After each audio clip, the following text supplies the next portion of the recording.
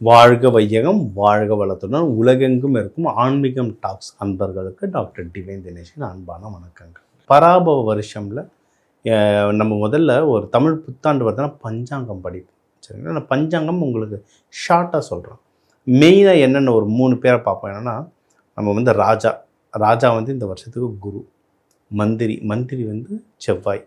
சரிங்களா?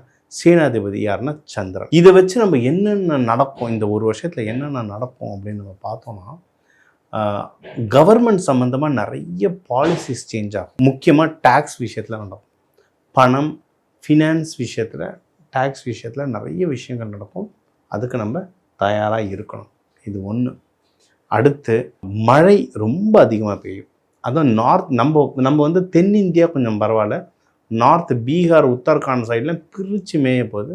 நம்ம தமிழ்நாட்டிலையுமே அதிக மழை இருக்கும்.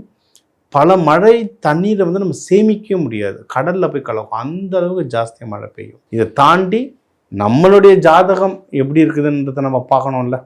சரிங்களா? அதில் முக்கியமான விஷயங்கள் என்னென்னவோ அதெல்லாம் இப்போ நான் சொல்ல போகிறேன், கவனிங்க. கன்னி ராசி, கன்னி லக்னம் எப்படி இருக்குது? நம்மளுக்கு வந்து நல்லா இருக்குங்க. சரிங்களா? நம்ம தான் ஒரு மூட் அப்செட்லேயே இருப்போம். கன்னிராசி பார்த்திங்கன்னா ஒரு மூட் அப்செட்லேயே இருப்பாங்க. ஒன்றும் இல்லை, சனி பகவான் 7ஆம் பார்வையாக பார்க்கறதுனால நம்மளுக்கு உடம்பும் மனசும் டல்லாக இருக்கும்.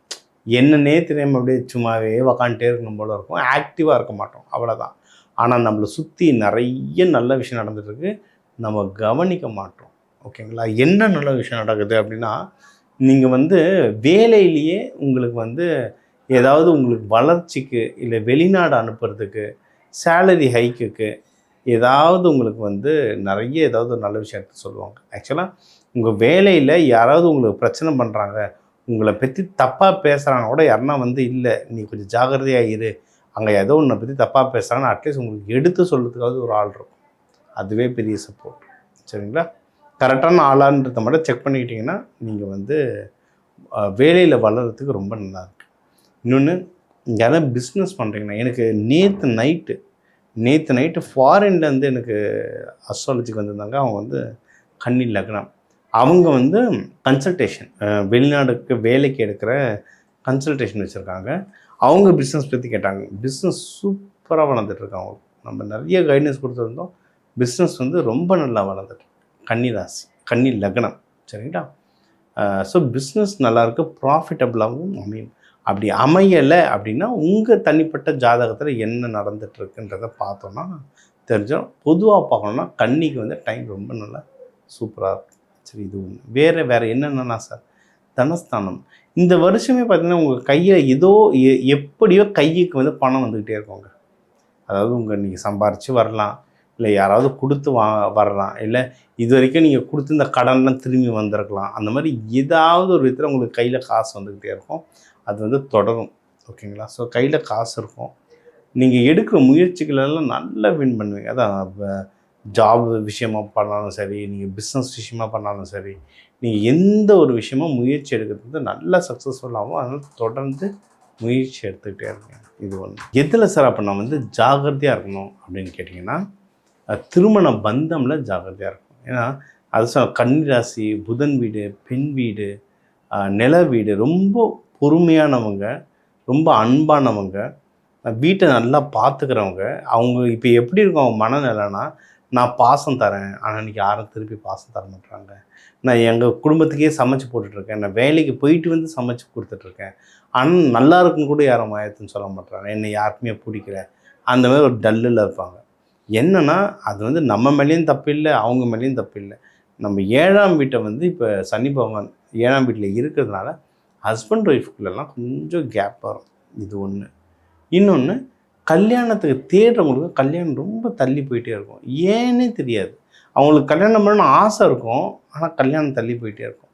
இவங்கெல்லாம் வந்து எப்படின்னா, கொஞ்சம் சனி பகவானுடைய தாக்கத்தை கம்மி பண்ணிவிட்டு சுக்கிர பகவானுடைய தாக்கத்தை இன்க்ரீஸ் பண்ணணும். எப்படி பண்ணலாம்? சனி பகவான் தாக்கத்தை எப்படி கம்மி பண்ணலாம்? நீங்கள் வந்து இது பண்ணுங்கள், சனிக்கிழமை எண்ணெய் தேய்ச்சி கொடுங்க. சமையலில் ஏதோ எண்ணெயை சேர்க்குறோம், நல்லெண்ணெயாக யூஸ் பண்ணுங்கள் அதிகமாக. அதனால தான் அது பேர் நல்லெண்ணெய். எல்லா காலத்திலும் நல்லது செய்யறதுனால தான் அது பேர் நல்லெண்ணெயாக யூஸ் பண்ணுங்கள். பெட்ரூமில் இருக்க கலர்ஸ் ரொம்ப முக்கியங்க. நீங்கள் இப்போ 5 ஸ்டார் ஹோட்டல்லாம் பாருங்கள், என்ன கலர் பெட்ஷீட் இருக்குது, மோஸ்ட்லி ஒயிட்டில் இருக்கும். ஏன்னா ஒயிட் வந்து சுக்கிரன் உங்களுக்கு வந்து மனசை வந்து லைட்டாகும். இப்போ ஹஸ்பண்ட் ஒய்ஃப் வீட்டில் உங்கள் வீட்டில் ஹஸ்பண்ட் ஒய்ஃபுக்கு சண்டைனா ரொம்ப லைட்டான பெட்ஷீட்டை யூஸ் பண்ணுங்க. லைட் கலர்ஸ் வைக்க வைக்க மனசு ரொம்ப அமைதியாகும். ஒரு சின்ன எக்ஸ்பெரிமெண்ட்டு தான். கொஞ்சம் சண்டை ஓவராக இருக்கவங்க வீட்டில் போய் பாருங்கள், அந்த பெட்ஷீட்லாம் அழுக்கு தெரியக்கூடாதுன்னு கருப்பு கலரில், ப்ரௌன் கலரில், இல்லை லைட்டான கலரு துவைக்காமல் ரொம்ப நாளாக அப்படியே வச்சுருப்பாங்க. தலைக்காணினா வருஷ கணக்கில் துவைக்காமல் வச்சுருப்பாங்க. இந்த தூசியோடு தட்டியிருக்க மாட்டாங்க. அந்த மாதிரி இருந்ததுன்னா சுக்கிரன் ஆக்டிவேஷன் வராது, பிரச்சனைகள் தான் ஜாஸ்தியாகும்.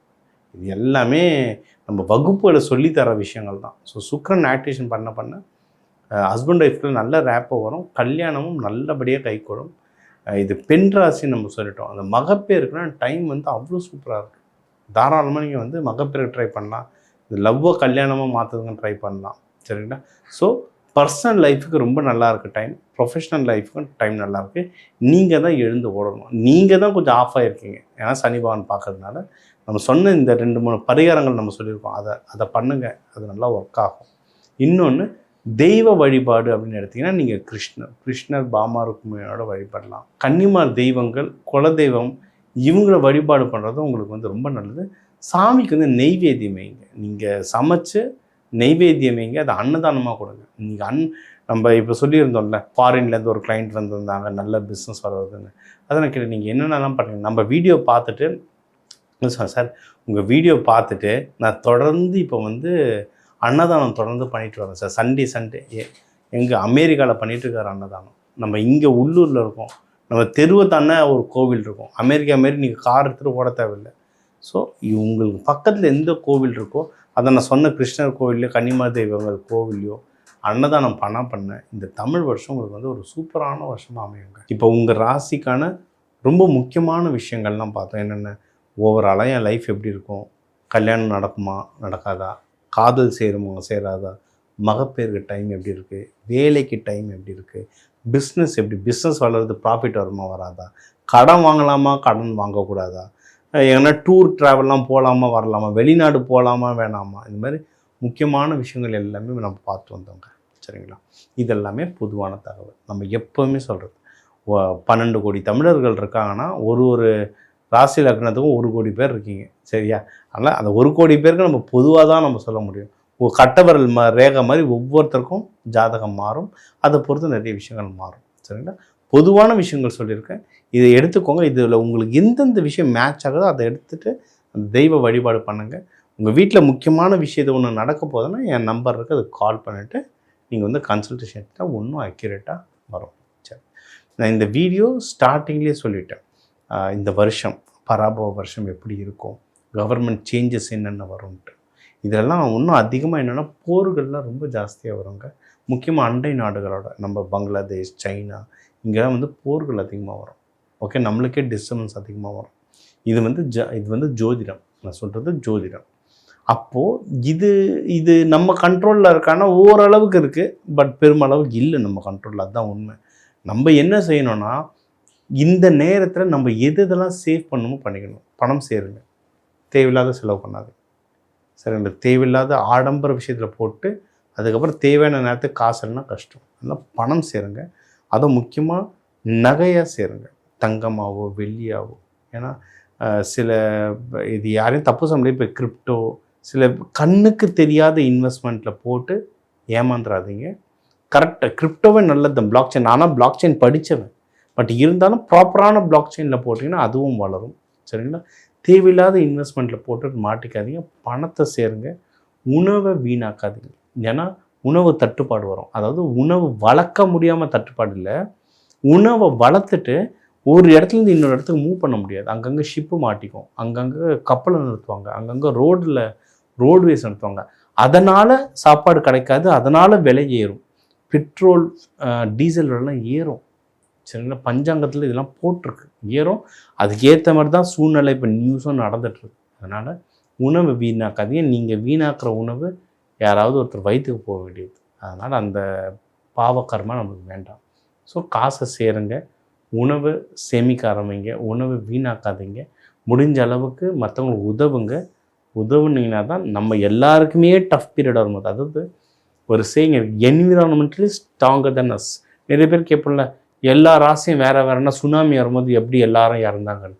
என்விரான்மெண்ட்டோடைய ராசி ரொம்ப ஸ்ட்ராங்கு நம்மளை விட பஞ்சபூதங்கள் எனர்ஜி ஸ்ட்ராங். ஒரு போர் வரும்போது எந்த ராசி லக்னம்லாம் பார்க்குது அடித்து நகர்த்திட்டு போயிட்டே இருக்கும். யார் காப்பாற்றுவாங்கன்னா நம்ம கூட இருக்கவங்க தான் நம்மளை காப்பாற்றுவாங்க. அப்போது இப்போவே எல்லாருக்கும் ஹெல்ப் பண்ண ஆரம்பிங்க. உங்களால் முடிஞ்ச அளவுக்கு பண்ணுங்கள். அதாவது எல்லாத்தையும் வித்துட்டு பண்ண சொல்ல, முடிஞ்ச அளவுக்கு பண்ணுங்கள். உங்களுடைய கஷ்ட காலத்தில் அவங்க திருப்பி பண்ணுவாங்கிற நம்பிக்கை இருக்குது, பண்ணுவாங்க. இந்த உலக அமைதிக்காக எல்லாரும் அந்த சிவபெருமான் பார்வதியை வேண்டி உங்கள் எல்லாருக்குமே இந்த நியூ இயர் ஒரு சிறப்பான நியூ இயராக அமைய டாக்டர் டிவைன் தினேஷன் வாழ்த்துக்கள். வாழ்க வளமுடன்.